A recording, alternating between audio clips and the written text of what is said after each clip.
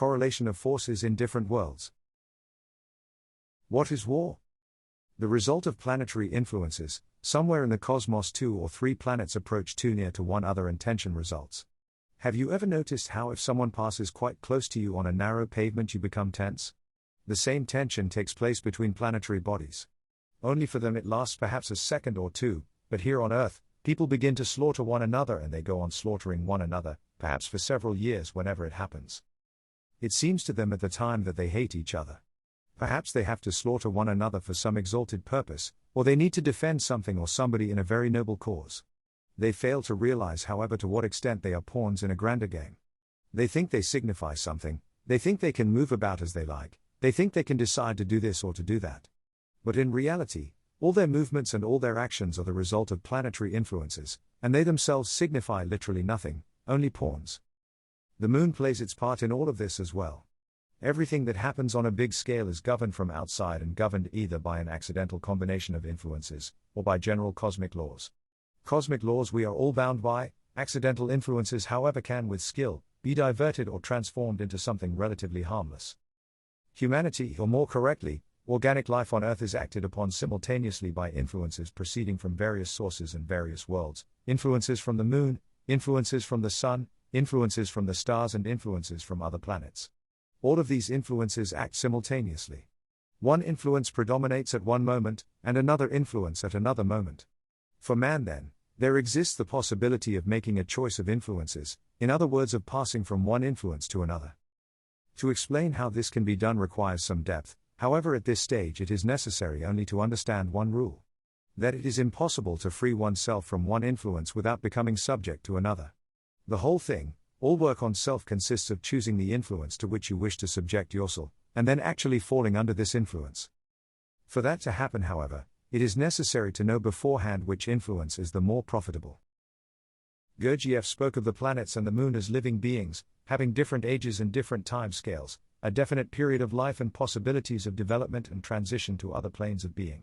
From what he believed, it appeared that the moon was not a dead planet as is usually accepted by modern scientific thought, but on the contrary a planet in birth, a planet at the very initial stages of its development that has not yet reached the degree of intelligence possessed by the Earth. The moon is growing and developing, and at some time it is possible for it to attain the same level as the Earth. If this happens, then near to it a new moon will appear, and the Earth will become their sun. At one time our sun was like the Earth, and the Earth was like the moon. Earlier still, the sun was like the moon. This theory put forward is an organic theory of cosmology, as opposed to the artificial and dogmatic theories on the origin of planets and the solar system put forth by Kant, Laplace and others. The theory has its origin in new principles and shows an entirely different universal order. The intelligence of the sun according to the system is divine, however the Earth can become the same, only of course this is not guaranteed and the Earth may equally perish, attaining nothing, becoming a dark ninth planet. There is a definite period for all this transformation to take place, for a certain thing to be done, and if, by a certain time what ought to be done has not been done, then the Earth may perish without having attained anything, without fulfilling its inherent potential. The period is known, however it would be of no advantage for people to know it as this would make things even worse. Some would believe it, others would not believe it, and yet others would demand proofs. Afterwards they would begin to break one another's heads and dispute as everything ends this way with people.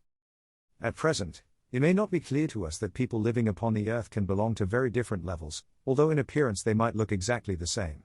Much alike their planetary counterparts, however, each inherits the potential to develop to another plane of being. Then just as there are different levels of men, so there are different levels of art. We simply do not realize that the difference is greater than we might at first suspect.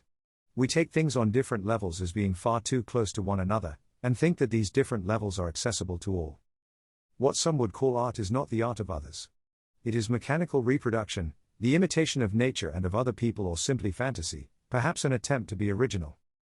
Real art is something quite different. Among the works of art, particularly works of ancient art, one meets with many things that cannot be explained, and that contain something we do not feel in modern works of art.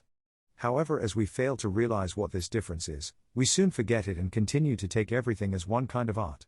Yet there is an enormous difference between the art we produce today, and the art of the ancients.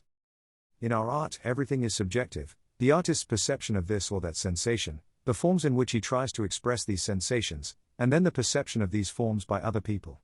In one and the same phenomenon, one artist may feel one thing and another artist quite a different thing. The same sunset may evoke a feeling of joy in one artist, and sadness in another. Two artists might strive to express exactly the same perceptions by entirely different methods, in different forms, or entirely different perceptions in the same forms, according to how they were taught, or contrary to it. The spectators, listeners or readers of this art will then perceive not what the artist wished to convey or what was felt, but what the forms in which they express their sensations will make others feel by association, through reflection. Everything is subjective and everything is accidental, that is to say based upon accidental associations, the impression of the artist and their creation, the consequent perceptions of spectators, listeners or readers. In real art there is nothing accidental, nothing is left to chance, it is all mathematics. Everything in it can be calculated, everything can be known beforehand. The artist knows and understands what they want to convey, and their work cannot produce one impression on one person and another impression on another, presuming of course people on the same level. It will always and with mathematical certainty, produce one and the same impression. At the same time the same work of art will produce different impressions upon different people of different levels. People of lower levels will never get from it what people of higher levels receive. This is real, objective art. Imagine some scientific work, a book on astronomy or chemistry. It is impossible that one person could understand it in one way and another in another way. Everyone who is sufficiently prepared and who is able to read this book will understand what the author means and precisely as the author intended. An objective work of art is just such a book, except that it affects the emotional and not only the intellectual side of man. Such works of art continue to exist in the present day. The Great Sphinx in Egypt, for example, some historically known works of architecture, certain statues of gods and many other symbols are examples of it. There are figures of gods and of various mythological beings that can be read like books, only not with the mind but with the emotions. Provided of course that the mind observing them is sufficiently developed. In Central Asia, in the desert at the foot of the Hindu Kush, a strange figure can be seen that might appear as some ancient god or devil. At first it produces upon one the impression of being simply a curiosity and out of place. After a while, however, you can begin to feel that this figure contains many things, a big, complete and complex system of cosmology. Then slowly, step by step, be able to decipher the system that lies in the body of the figure, in its legs, in its arms, in its head, in its eyes, in its ears, everywhere. In the whole statue there is nothing accidental, nothing without meaning. For one who is able to understand, they can perceive the aim of the people who built this statue. To begin to feel their thoughts, their feelings, some may even be able to see their faces, hear their voices. In any event, to grasp the meaning of what they wanted to convey to the observer across thousands of years, and not only the meaning, but all the feelings and emotions connected with it as well. That is indeed art. The schoolwork we seek to undertake therefore requires a group. A group is the beginning of everything. One individual can do nothing and can attain nothing. A group with a real leader can do more. A group of people can do what one person can never do. The reason for this is simple. An individual is in prison and all they can wish for, if they are sensible, is freedom, but how to escape? It is necessary to tunnel under a wall. One can do nothing alone, but suppose that there are 10 or even 20 others, if they work in turn and if one covers another, then they can complete the tunnel and escape. Furthermore, no one can escape from prison without the help of those who have escaped before. Only they can say in what manner escape is possible or can send tools, files or whatever may be necessary. One prisoner alone cannot find these people or even get in touch with them. An organization is necessary. Nothing can be achieved without organization. But if one is in prison and is to have any chance of escape at all, then they must first realize that they are in a prison. As long as they think they are free, they have no chance whatsoever. No one can help them or force liberation against their will, in opposition to their wishes. If liberation is possible, it is possible only as the result of great labor and great effort, above all of conscious effort towards a definite aim. People at the same time do not value what is easy to come by. If a person has felt something, if they have kindled within their heart the desire for freedom from imprisonment, then it will become their single most important priority and something for which they strive with all of their being. Many things are possible, but it is necessary to understand that man's being, both in life and after death, if it does indeed exist after death, may be very different in quality. The man-machine with whom everything happens, who is now one, the next moment another and the moment after a third has no future of any kind. They are buried and that is all. Ashes to ashes, dust returns to dust, this applies to them. In order to be able to speak of any kind of future life there must be crystallization, a certain fusion of man's inner qualities, an independence of external influences. If there is anything in a man able to resist external influences, then this very thing itself may also be able to resist the death of the physical body. However, think for a moment what there could be to withstand physical death in an individual who faints or forgets everything when they cut their finger, when they lose their lover. If there is anything in a man, then it may survive. If there is nothing, then there is nothing to survive. But even if something does survive, its future can vary greatly. In certain cases of fuller crystallization, what people call recurrence may be possible after death, and in other cases what people call existence on the other side is achieved. In both cases, however, it is the continuation of life in the astral body or with the help of the astral body that is referred to. We all know what the expression astral body means, however the systems with which we are acquainted and which use this expression state that all people have an astral body. This is quite wrong. What may be called the astral body is obtained by means of fusion, that is by means of terribly hard inner work and struggle. Man is not born with it and only very few acquire an astral body. If it is formed at all, then it may continue to live after the death of the physical body, and it may be born again in yet another physical body. This is recurrence. If it is not reborn, then in the course of time, it also dies. It is not immortal, but it can live long after the death of the physical body, however on a different time scale. Fusion, inner unity, is obtained by means of friction, by the struggle between yes and no in a person. If one lives without inner struggle, if everything happens in them without opposition, if they go wherever they are drawn or wherever the wind blows, then they will simply remain such as they are. If however a struggle begins in them, and particularly if there is a definite line in this struggle, then gradually, permanent traits begin to form themselves, they begin to crystallize. But crystallization is possible on a right foundation, and it is also possible on a wrong foundation. Friction, the struggle between yes and no, can easily take place on the wrong foundation. For example, the fanatical belief in some or other idea, or the fear of sin, can evoke an intense struggle between yes and no, and then an individual may crystallize on these foundations. This would, however, be a wrong and incomplete crystallization. Such a person will not possess the possibility of any further development beyond that achieved. In order to make further development possible, they must be melted down again, and shattered into a million pieces. This, however, can only be accomplished through terrible suffering. Crystallization is therefore possible on any foundation. Take for example a brigand, a really good, genuine brigand. He will stand with a rifle behind a stone or a tree for 8 hours without stirring. Could you do this? All the time, a struggle is going on within him. He is thirsty and hot, flies are biting him, his legs scream at him relentlessly, but he stands dead still, beyond the pain threshold. Another is a monk, he is afraid of the devil. All night long he beats his head on the floor and prays.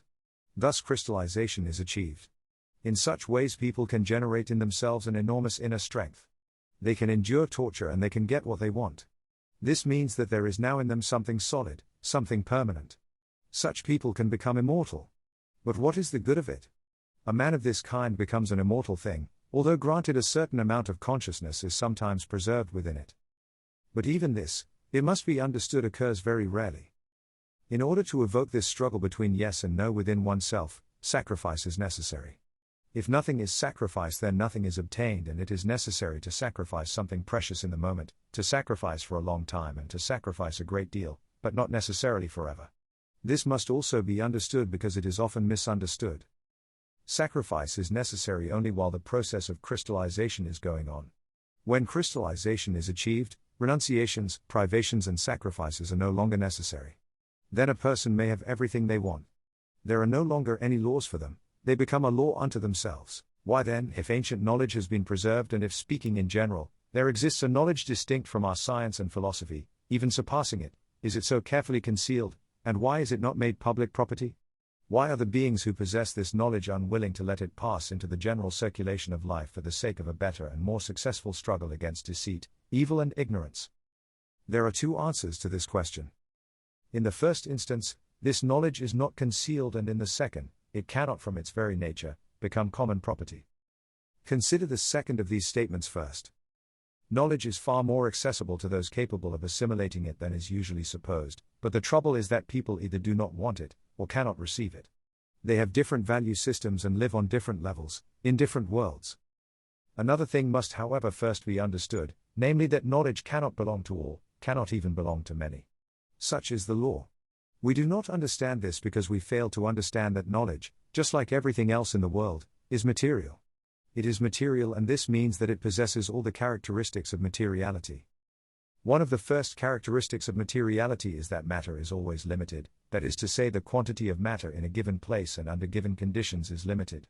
Even the sand of the desert, the water of the sea is a definite and unchangeable quantity. So that if knowledge is material, then it means that there is a finite quantity of it in any given place at a given time. It may be said that, in the course of a certain period of time, say a century, humanity has a definite amount of knowledge at its disposal. But we know, even from ordinary observation of life, that the matter of knowledge possesses entirely different qualities according to whether it is taken in small or in large quantities. Taken in a large quantity in a given place, that is by one man, let us say by a small group of men, it produces very good results. Taken in a small quantity, that is by every one of a very large number of people, it produces no results at all. Or may even give negative results, contrary to those expected. Thus, if a certain definite quantity of knowledge were to be distributed among millions of people, each individual will receive very little, and this small amount of knowledge will change nothing, either in their life or in their understanding of things. However large the number of people who receive this small amount of knowledge, it will change nothing in their lives, except perhaps to make things still more difficult than they already were. On the contrary, however, if large quantities of knowledge are concentrated in a small number of people, then this knowledge will give great results. From this point of view, it is far more advantageous that knowledge be preserved among a small group of people, and not distributed among the masses. If we take by illustration a certain quantity of gold and decide to gild a number of objects with it, we must know or calculate exactly what number of objects can be gilded with this quantity of gold. If we try to gild a greater number, they will be covered with gold unevenly in patches, and will look much worse than if they had no gold at all. In fact, we shall lose our gold. The distribution of knowledge is based upon exactly the same principle. If knowledge is given to all, then nobody will get any. If it is preserved among a few, each will receive not only enough to keep, but to increase what they receive. At first glance, this theory seems very unjust, since the position of those who are, so to speak, denied knowledge in order that others may receive a greater share, appears to be very sad and undeservedly harder than it ought to be. This, in reality, is not so at all, and in the distribution of knowledge there cannot be the slightest injustice. The fact is that the enormous majority of people do not want any knowledge whatsoever. They refuse their share of it and do not even take the ration allotted to them in the general distribution for the purpose of life. This is particularly evident in times of mass madness such as wars, revolutions and massacres, when people suddenly seem to lose even the small amount of common sense they had, and turn into complete automatons, giving themselves over to wholesale destruction in vast numbers. In other words, even losing the instinct of self-preservation. Owing to this, enormous quantities of knowledge remain unclaimed, and can be distributed amongst those who realize its value. There is nothing unjust in this, because those who receive knowledge take nothing that belongs to others and deprive others of nothing. They take only what others have rejected as useless, and what would in any case be lost if they did not take it. The collection of knowledge by some depends upon the rejection of knowledge by others. There are periods in the life of humanity that generally coincide with the beginning and the fall of cultures and civilizations, when the masses irretrievably lose their reason and begin to destroy everything that has been created by centuries and millennia of culture. Such periods of mass madness, often coinciding with geological cataclysms, climatic changes and similar phenomena of a planetary nature, release a great quantity of the matter of knowledge. This, in its turn, necessitates the work of collecting this matter of knowledge that would otherwise be lost. Hence, the work of collecting scattered matter of knowledge frequently coincides with the beginning of the destruction and fall of cultures and civilizations. The collection and preservation work is undertaken in schools. This aspect of the question therefore remains clear. The crowd neither wants nor seeks knowledge, and the leaders of the crowd in their own interests try to strengthen its fear and dislike of everything new and unknown. The slavery in which mankind lives is based upon this fear of the unknown. It is difficult even to imagine all the horror of this slavery because we don't understand what people are losing. In order to understand the cause of this subservience, it is enough merely to see how people live, what constitutes the aim of their existence, the object of their desires, passions and aspirations. Of what they think, of what they talk, what they serve and what they worship. Consider what the cultured humanity of our time spends money on, even leaving out the wars and the conflicts, what commands the highest price, where the biggest crowds and the largest followings are. If we think for a moment about these questions, then it becomes clear that humanity, as it is now, with the interests that it lives by, cannot expect to have anything different from what it has. It cannot be otherwise.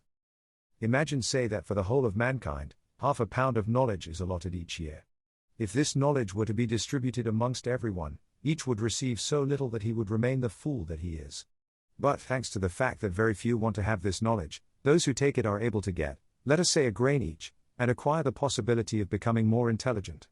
All cannot become intelligent, however, even if they wish it to be so, and if they did become intelligent, it would not help matters. There exists a general equilibrium that cannot be upset. This is one aspect. The other consists in the fact that no one is concealing anything, there is no mystery whatsoever. The acquisition or transmission of true knowledge demands great labor and great effort, both of those who receive and of them that give. Those who possess this knowledge are doing everything they can to transmit and communicate it to the greatest possible number of people. To facilitate people's approach to it and to enable them to prepare themselves to receive the truth. However, knowledge cannot be given by force to anyone, and an unprejudiced survey of the average man's life, of what fills his day and of the things that he is interested in, will show at once whether it is possible to accuse men who possess knowledge of concealing it, of not wishing to give it to other people, or of not wishing to teach people what they themselves know. He who wants knowledge must himself make the initial effort to find the source of knowledge and to approach to it, taking advantage of the help and indications that are given to all, but which people as a rule do not want to see or recognize. Knowledge cannot come to people without effort on their own part. They understand this very well in connection with ordinary knowledge, but in the case of great knowledge, whenever they admit the possibility of its existence, they find it possible to expect something different. Everyone knows very well that if, for instance, a person wants to learn to speak Chinese, it will take several years of intense work to do so. Everyone knows that 7 years are required to grasp the principles of medicine, and perhaps twice as many years for the study of painting or music. Yet there are theories which affirm that knowledge can come to people without any effort on their part, that they can acquire it even in sleep. The very existence of such theories constitutes an additional explanation as to why knowledge cannot come to people. At the same time, it is necessary to understand that man's independent efforts to attain anything in this direction can also give no results. One can only attain knowledge with the help of those who possess it. This must be understood from the very beginning. One must learn from those who know,